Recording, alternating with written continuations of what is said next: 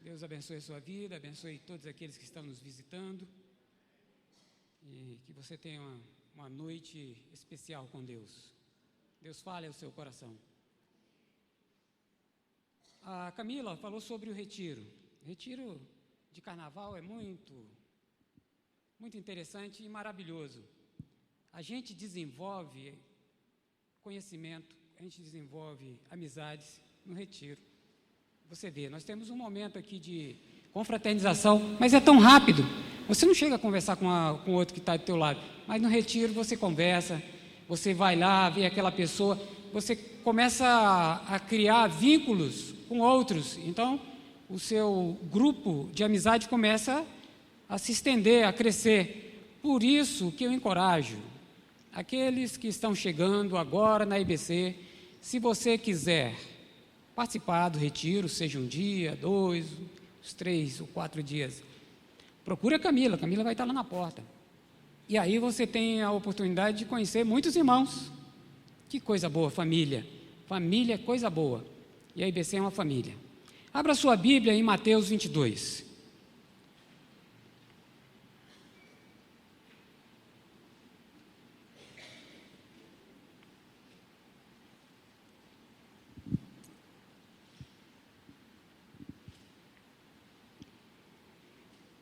Mateus 22, a parábola das bodas.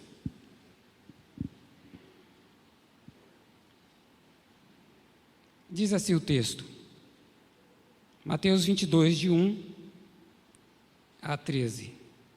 De novo, entrou Jesus a falar por parábolas, dizendo: o reino dos céus é semelhante a um rei que celebra as bodas de seu filho. Então enviou seus servos a chamar os convidados para as bodas, mas estes não quiseram vir. Enviou ainda outros servos com esta ordem: dizei aos convidados: eis que já está preparado, já preparei o meu banquete, os meus bois e cevados já foram abatidos, e tudo está pronto.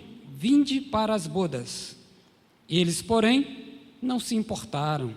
Se foram, cada um para o seu campo, outro para o seu negócio. E outros agarraram os servos, os maltrataram e até mataram.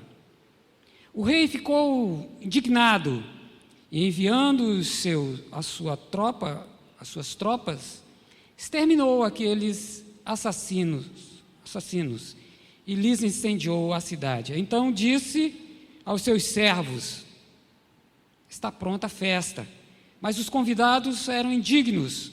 Ide, pois, para as encruzilhadas dos caminhos e convidai para as bodas a quantos encontrardes.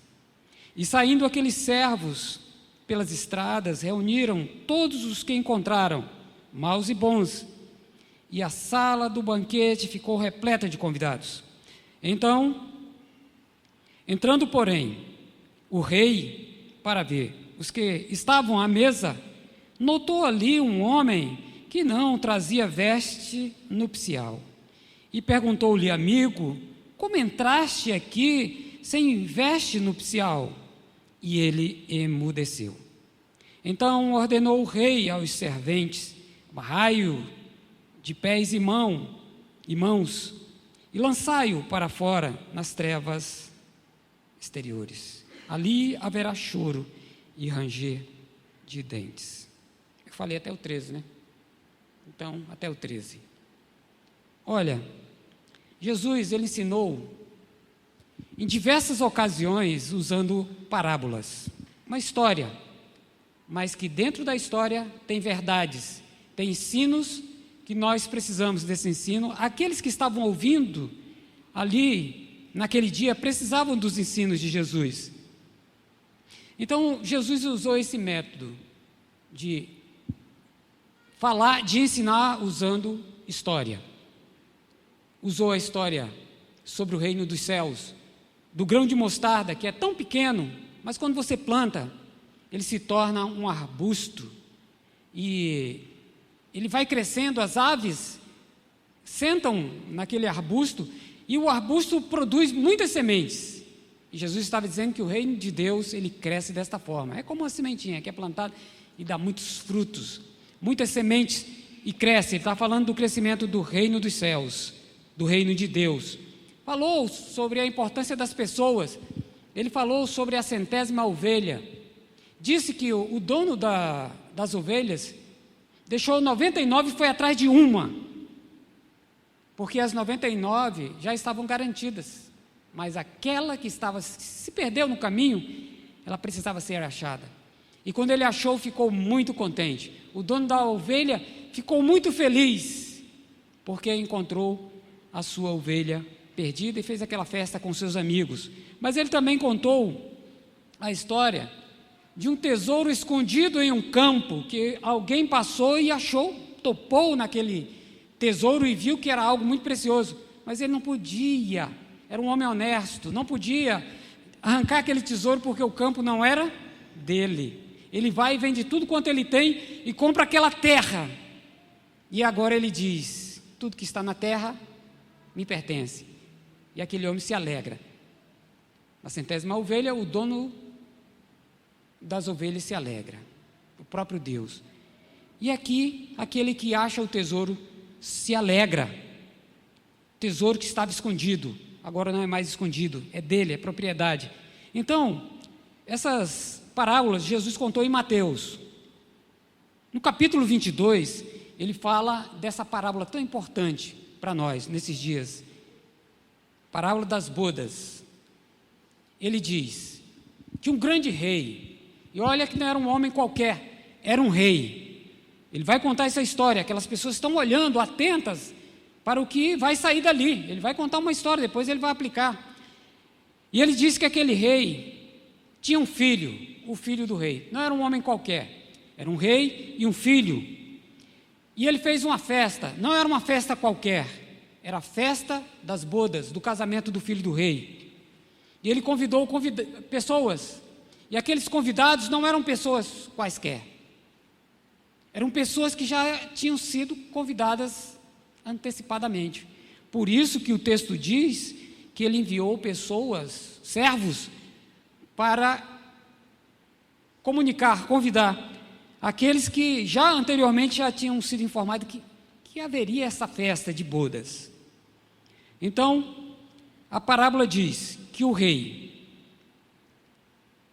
Jesus, ele conta essa história, e essa história, ela retrata o reino dos céus, o reino que estava sendo fundado ali pelo próprio Senhor Jesus naqueles dias, mas ele tinha algo a falar para aqueles que estavam ouvindo. Então, a história diz que os servos daquele homem foram lá convidar aqueles vizinhos, amigos, pessoas que de fato representavam a nação de Israel. Enviou ainda outros servos. E esses servos chamando os convidados para as bodas, mas estes não quiseram ir. Como é que você se sentiria? Vamos pensar que você vai fazer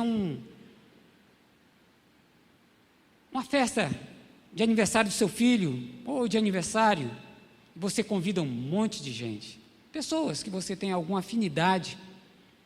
Lembre-se que os judeus tinham afinidade com Deus, deveria ter, era o povo de Deus.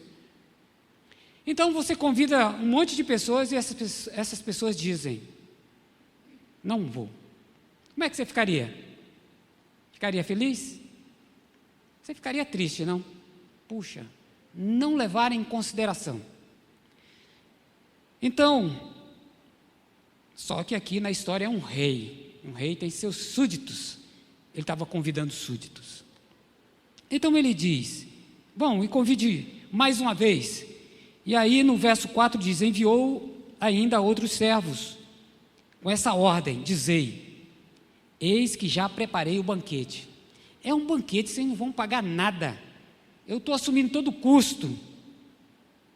Meus bois gordos, então deveria ser um belo churrasco, não? Já foram abatidos, e tudo está pronto. Não vai ser algo preparado, tudo já está preparado. Vinde para a festa, é o convite. Ele insiste, ele queria aquelas pessoas junto dele. E aí a resposta que ele teve foi que eles, porém, não se importaram, deram de ombros, quiseram. E além disso, se foram diante daqueles servos que estavam levando novamente o convite. Uns foram para os seus campos e outros para os seus negócios. E Jesus deixa isso bem nítido. E outros ainda fizeram mais, maltrataram e mataram os servos do dono da festa, do rei. Bom, a gente sabe que a história, ela deu nisso. A gente sabe que o rei, na parábola, é o próprio Deus, Jesus, o Filho de Deus. A festa estava acontecendo, mas a gente sabe que a nação estava rejeitando, pelo menos os principais sacerdotes e aqueles religiosos que deveriam ter se curvado diante do Filho do Homem, do Messias que estava ali, eles rejeitavam. Então Jesus fala algo profético. Ele disse: o rei ficou irado e enviou as suas tropas e exterminou aqueles assassinos. Ele incendiou a cidade, coisa que veio a acontecer 40 anos depois. No ano 70, o general Tito, ele invade Jerusalém, e ali muitos morreram, e a cidade foi destruída, e muitos foram levados para Roma, e outros expulsos daquela região, e muitos morreram. Uma história que está envolvida na verdade. Mas veja, algo aqui me chamou a atenção, porque aquelas pessoas que rejeitaram o convite, elas tinham outra coisa em mente, e o texto deixa claro: os seus negócios e o seu campo. Estavam preocupados com a sua vida. Ora, a gente sabe que o Senhor Jesus disse que o homem deveria buscar o reino dos céus, o seu reino, em primeiro lugar. E todas as coisas nos seriam acrescentadas. O reino vem em primeiro lugar. E aquilo que eu tenho falta, aquilo que eu preciso, aquilo que eu necessito, o próprio Deus acrescentaria. E quando eu vejo aqui, no verso 5, aqueles homens, porque eles fizeram literalmente isso, eles estavam preocupados com a sua própria existência, com a sua própria vida. Então, ainda que fossem religiosos, eles não estavam muito preocupados com quem Jesus representava. Jesus estava representando ali os céus, o Deus Todo-Poderoso, era o Filho de Deus que estava ali. Eles estavam preocupados com a sua vida, com os seus negócios, com os seus campos. E era justamente isso que aconteceu, que acontecia e que acontece, infelizmente. Seus negócios. A Bíblia nunca disse que era pecado trabalhar. O trabalho, ele dignifica o homem. O trabalho é um bem, é uma bênção de Deus. Desde que o homem saiu do Éden, o homem trabalha para o seu sustento. Seria muito chato e difícil alguém ficar na sua casa sem fazer nada, ia ficar monótono, ia entrar em depressão. O trabalho é bom demais, mas tem um detalhe: quando os nossos interesses eles estão além daquilo que Deus espera de nós, e aí o trabalho ele se torna um obstáculo, e é muito ruim para nós. Alguém disse que nós deveremos trabalhar, mas nunca devemos deixar o trabalho matar a nossa alma. Você vai entender. Eu já falei isso há algum tempo atrás. No Rio, quando eu morava lá, teve uma família que se converteu, e o homem, ele tinha muitas Kombis na Ilha do Governador. era um empresário. E aí, ele não trocava o culto, as atividades que aquela pequena igreja lá na ilha fazia por nada. Ele colocou no coração que ele ia caminhar com Deus e a família também. Então, aos domingos, você via simplesmente uma frota chegando ali no estacionamento. Era uma igreja pequena que tinha um estacionamento grande.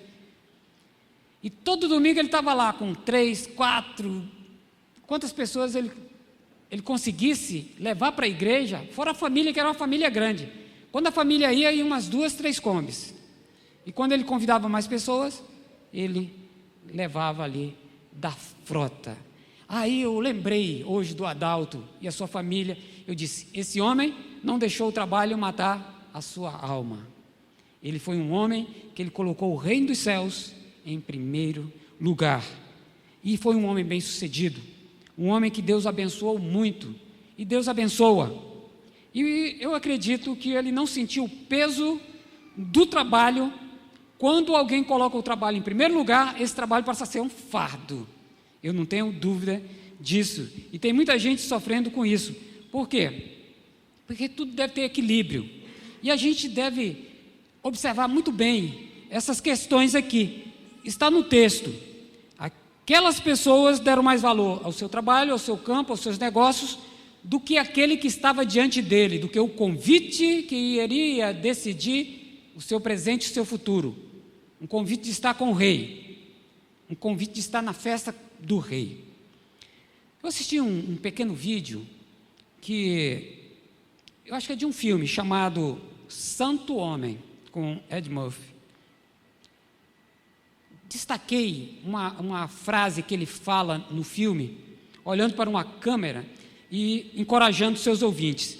Diz assim, olha só, 70 anos é o que você terá se tiver sorte. Ele está falando sobre a idade que média aí de uma pessoa.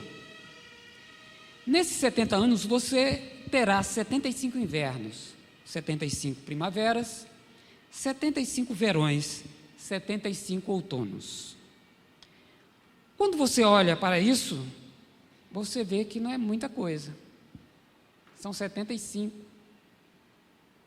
anos. Mas são 75 momentos que você vai ter na sua vida. Então, não desperdice, disse ele. Saia dessa vida de cão e esqueça as coisas superficiais e volte para as coisas que são importantes. Se ele fosse um crente, ele dizia, volte o seu coração para as coisas que são importantes.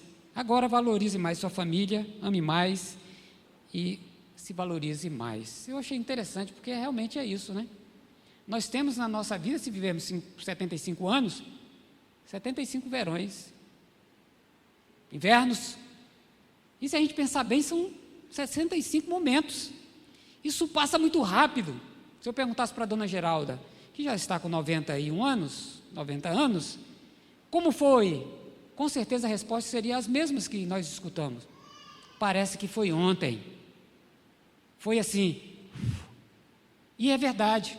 Alguns anos atrás, meus cabelos eram pretos, e eu tinha cabelos. Mas parece que foi ontem. O negócio está pegando uma velocidade aí que me assusta. Mas eu estou preparado. Eu aceitei o convite. Então, eu estou com o rei, estou feliz. E vale a pena. Nós precisamos atentar para essa questão que ela é muito importante. O convite, ele decide do nosso presente e do nosso futuro. Jesus estava falando porque, de fato, ele estava ali proclamando o grande convite de Deus. Aqueles homens estavam fazendo escolhas que iriam determinar o seu presente e seu futuro, a sua vida. E quando nós escolhemos certo, nós podemos escolher errado. Nós somos livres para isso. Quando escolhemos certo, então a gente ganha. Quando nós escolhemos errado, nós perdemos. Então vale a pena entender o que Jesus está falando aqui. Muitos escolheram não aceitar o convite. E muitos daqueles homens, no ano 70, pereceram. Jesus estava mostrando isso, o que viria no futuro. Mas a história não para aqui, ainda bem. A parábola diz que o rei enviou 2 convites. E nos 2 convites, ele foi rejeitado. O rei foi rejeitado, os seus convites foram rejeitados. Então, ele manda um 3º convite. Então disse aos seus servos: está pronta a festa, eu não vou ficar sozinho nela. Os convidados eram indignos, eles eram indignos. Aqueles que me rejeitaram, que não aceitaram o convite, eram indignos. Ide para as encruzilhadas, para os caminhos, e convidai para a festa todos quantos vocês encontrarem. E saindo aqueles servos pelas estradas, reuniram todos que encontraram, homens bons, homens maus, e a sala do banquete ficou repleta de convidados. O dono da festa enviou novamente. Quando eu estava olhando isso aqui, Jesus estava falando da grande misericórdia de Deus e do grande amor de Deus pelo homem. Ele não se contenta em ver o seu salão com pouca gente, ele quer muita gente. Jesus veio para salvar muita gente. Se o inferno tiver muita gente, é problema do homem. O convite estava estendido a todos os homens, mas os homens rejeitaram o convite do rei, se tornaram indignos e foram para onde não deveriam. Mas a questão é que a gente vê a misericórdia, a sublime misericórdia do Deus eterno, em uma história, é uma história, Jesus estava contando, necessariamente. Não deveria ser uma história que existiu. Parábolas, alguém podia criar uma história para trazer essas verdades dentro da história.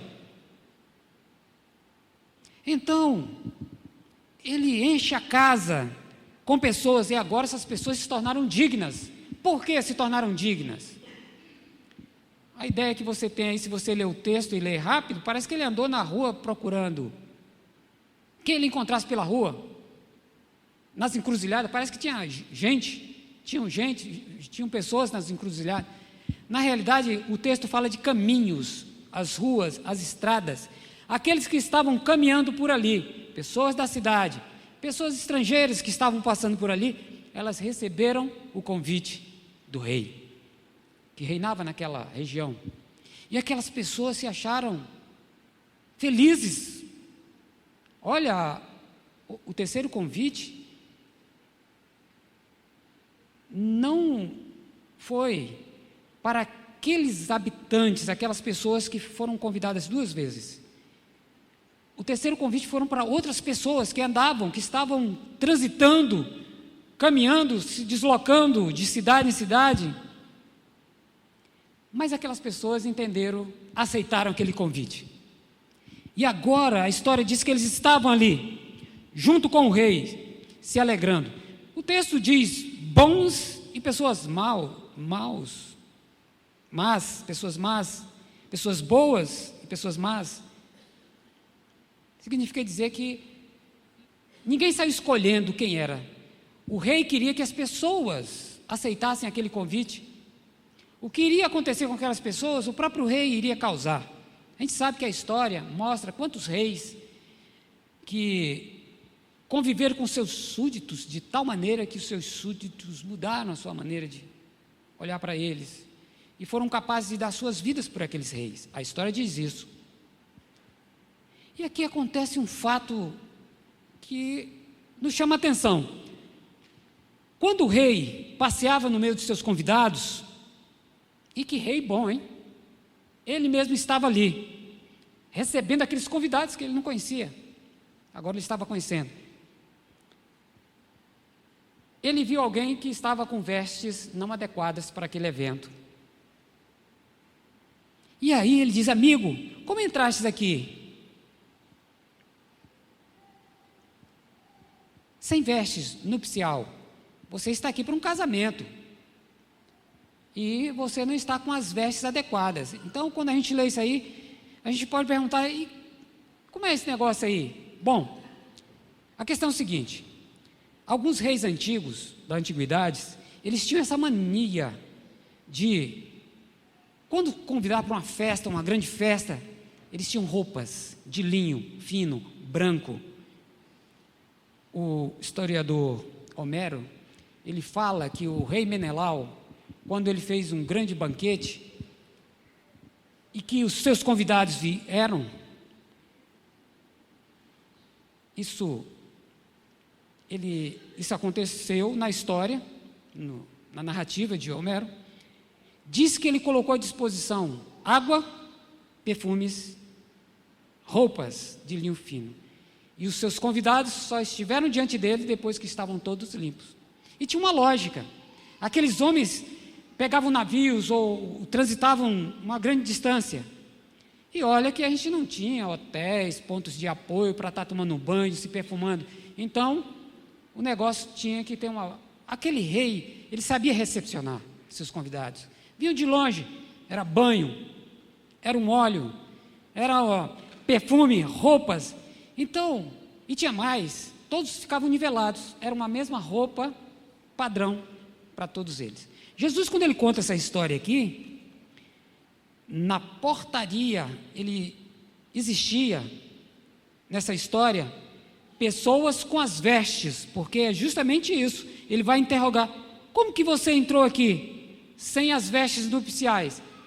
Essas roupas estão lá à disposição, como você foi capaz de me desonrar? A desonra. Como você foi capaz de não obedecer a minha ordem? Se a gente olhar assim rápido, a gente não vai entender bem, mas quando você começa a penetrar na história, a gente tem fundamento o que esse rei está falando para aquele homem, que estava ali com as roupas que o homem queria estar. E aquele rei diz, como que você entrou? E o homem não tem resposta. Ele fica calado. Ele era um convidado indigno. Ele não estava respeitando o rei. Ele rejeitou aquilo que o rei estava dando, não só a roupa, mas a água, o perfume, tudo que estava disponível. Ele queria estar ali do seu jeito. Ele não queria se submeter às regras do rei. Ele rejeitou a graciosidade, a graça do dono da festa. Então faz sentido, porque aquele homem ficou indignado. Não dá para fazer de qualquer jeito. Não era para ser daquele jeito. Aquele homem teria que estar padronizado, igual os outros que estavam ali, diante daquela festa. Então ele se tornou um intruso. A questão é, o que diz o texto? O texto diz que o rei tudo vê. Ele sabe com que vestes estamos vestidos. Ele sabe com que tipo de roupas estamos vestidos. Eu não estou falando de roupas, isso. Eu estou falando de coisas espirituais, porque realmente Jesus, ele estava falando de coisas do coração, de uma resposta positiva ao chamado do rei. Havia um chamado, vinde às bodas, vinde à grande festa que Deus estava fazendo ali, começando por Israel. Então, o que Jesus espera de nós é que nós vistamos, de fato, as vestes que Ele tem dado à nossa disposição. As vestes de justiça. As vestes da justiça do próprio Senhor Jesus. Os nossos esforços humanos não valem nada para entrar no reino dos céus, e nem na festa do rei. Aqui Ele tentou. Nossos méritos, títulos, autossuficiência, não adiantam nada. A festa funciona como o dono da festa determinou.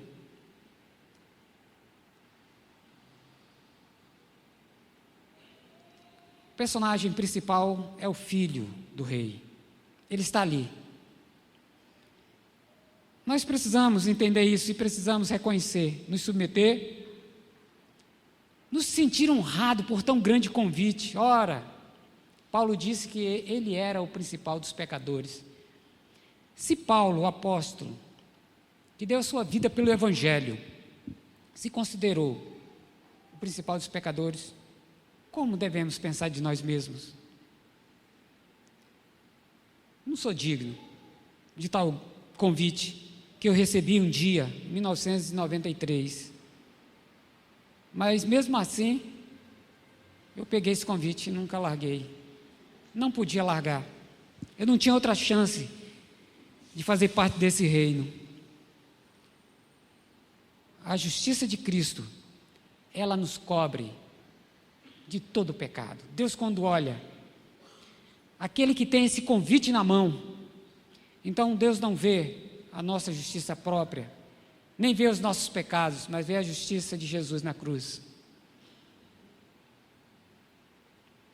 Deus acredita a justiça de Cristo, a sua retidão, ao pecador arrependido. Então, essa justiça, ela simboliza essas vestes que nós andaremos com ela até o último dia da nossa existência. E depois teremos uma veste de linho fino, não vista na face da terra, mas nas regiões e na terra de Emanuel. A questão é essa. Deus é tão bom que Ele chamou e Ele continua chamando homens de todos os povos. Vê o que está escrito aqui em cima. Lê comigo. Vamos ler aquele verso que está aqui.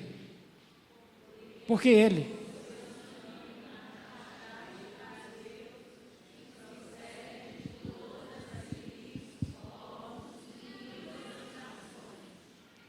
Coloca esses povos e nações, tribos, línguas, dentro da festa, que você vai entender como é a coisa.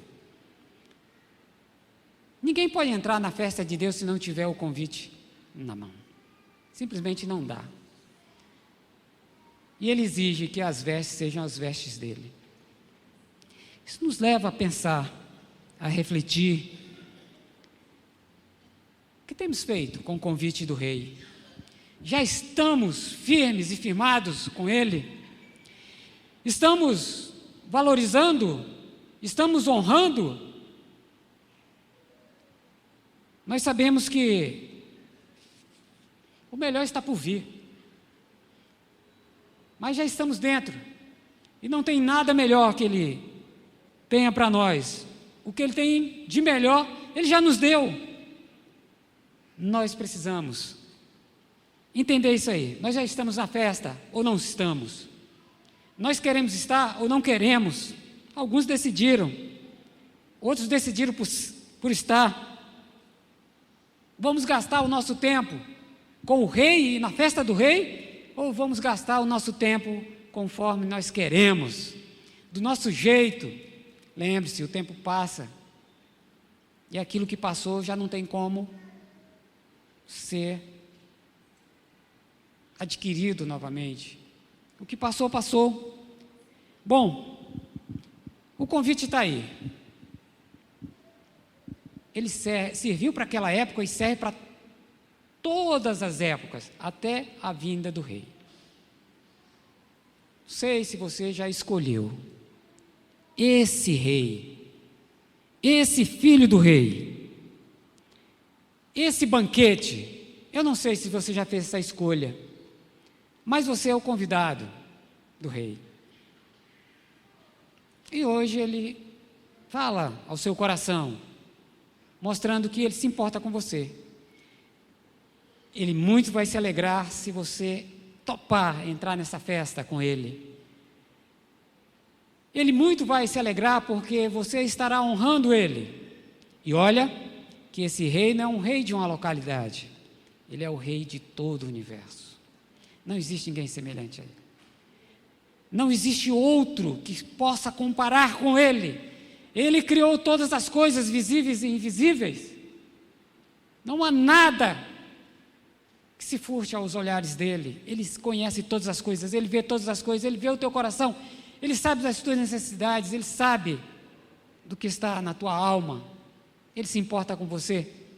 Por isso que Ele coloca diante de você esse convite nesta noite.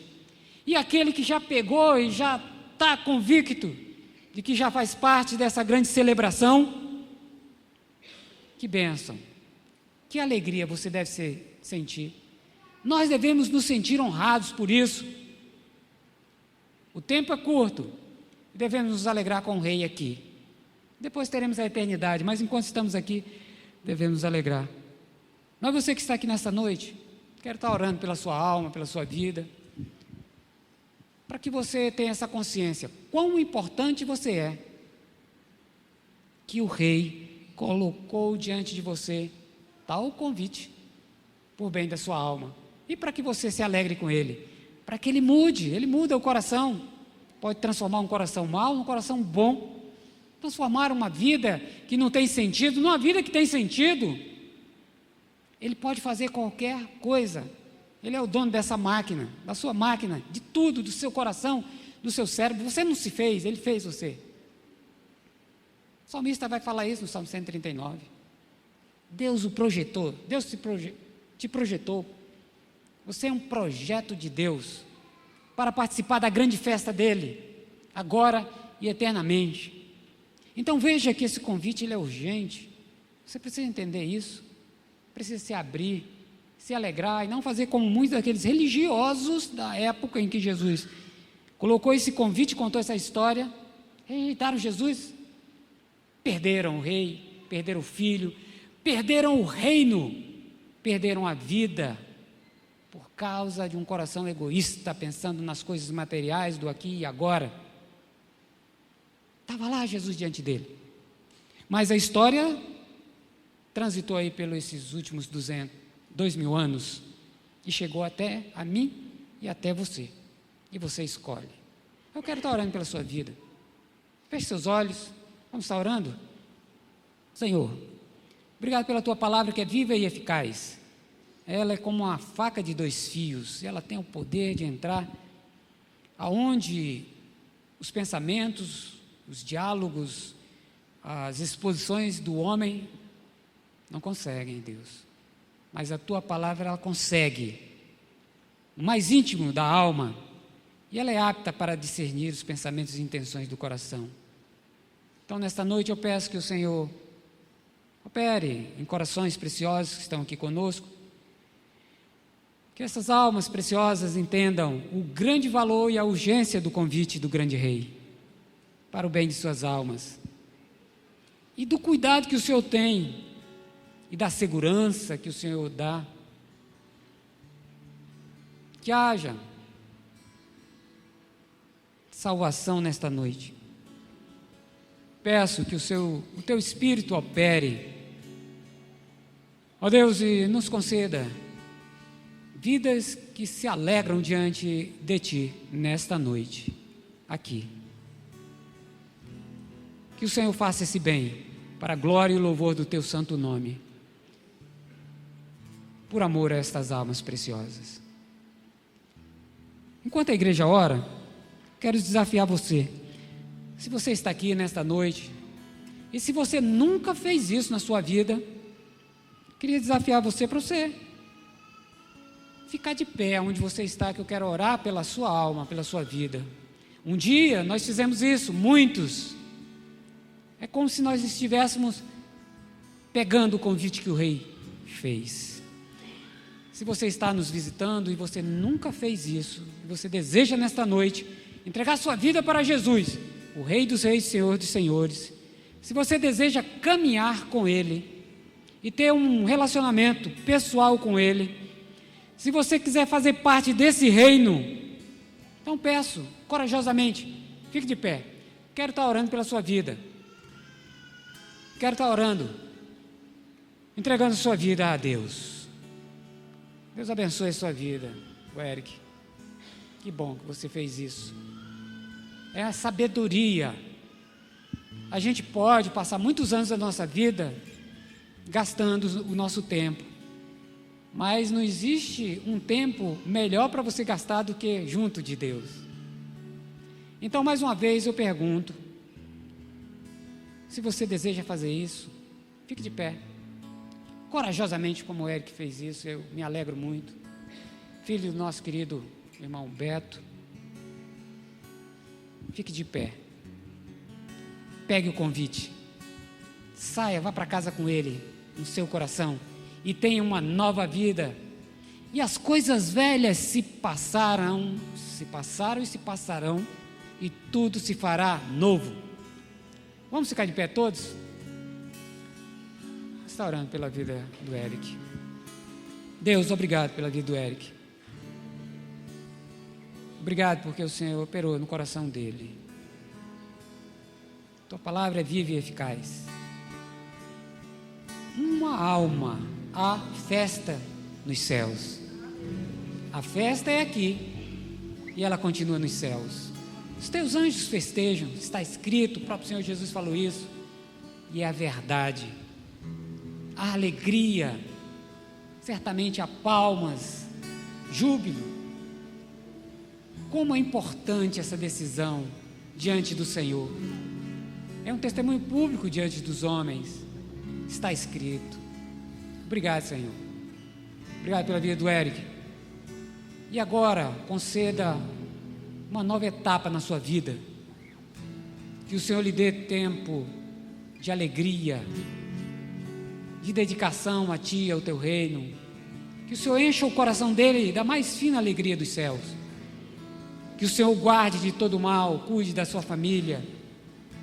Ó Deus, e usa o Eric no Teu reino. Obrigado. Nós nos alegramos nesta noite. Obrigado mesmo. Em nome do Senhor Jesus Cristo. Amém.